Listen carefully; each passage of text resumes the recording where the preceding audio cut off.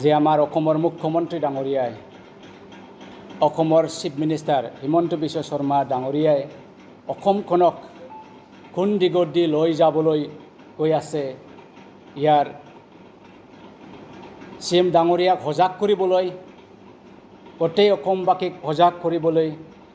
এই সংবাদ মেলটো মাতা হৈছে হিমন্ত বিশ্ব শৰ্মা ডাঙৰীয়াৰ অসম আজিৰ অসম হিমন্ত বিশ্ব শৰ্মা ডাঙৰীয়া আজিৰ অসমৰ ডাও ডাওকৈ জুই জ্বলি আছে অসমৰ ডাও ডাওকৈ জুই জ্বলি আছে এটাৰ পাছত এটা দুৰ্ঘটনা দুৰ্ভাগ্য এনকাউণ্টাৰৰ পাছত এনকাউণ্টাৰ সেইকাৰণে মই আজি কৈছোঁ যে অসম ডাও ডাওকৈ জুই জ্বলি আছে হিমন্ত বিশ্ব শৰ্মা ডাঙৰীয়াৰ অসম এই আমাৰ অসম ডাও ডাওকৈ জুই জ্বলি আছে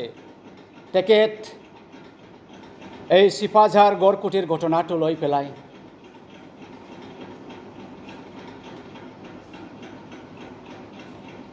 মন্দিৰ আৰু মছজিদৰ কথাটো তেখেত কৈছে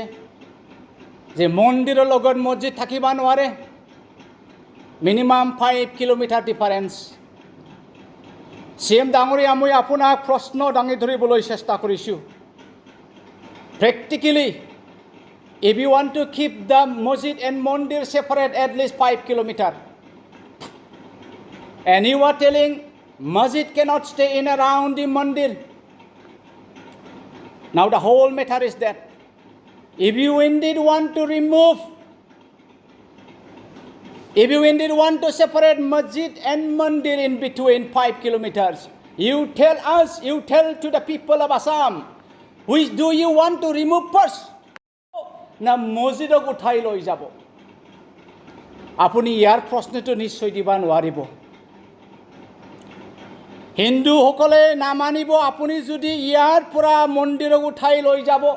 আৰু একেভাৱে মুছলিমসকলেও তেখেতৰ মছজিদক ইয়াৰ পৰা উঠাই লৈ যাবলৈ নিদিব ইয়াৰ ইংগিতটো কি হয়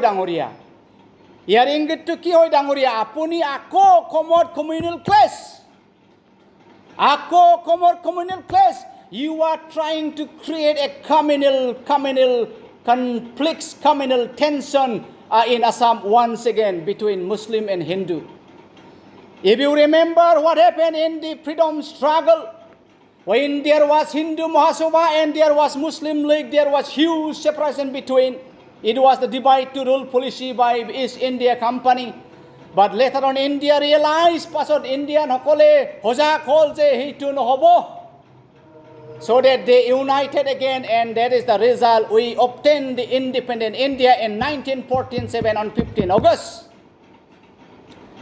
অসমৰ মুখ্যমন্ত্ৰী হিমন্ত বিশ্ব শৰ্মা ডাঙৰীয়া আপুনি হিন্দু মুছলিমৰ মাজত কনফ্লিক্ট আনিবলৈ চেষ্টা কৰিছে নাকি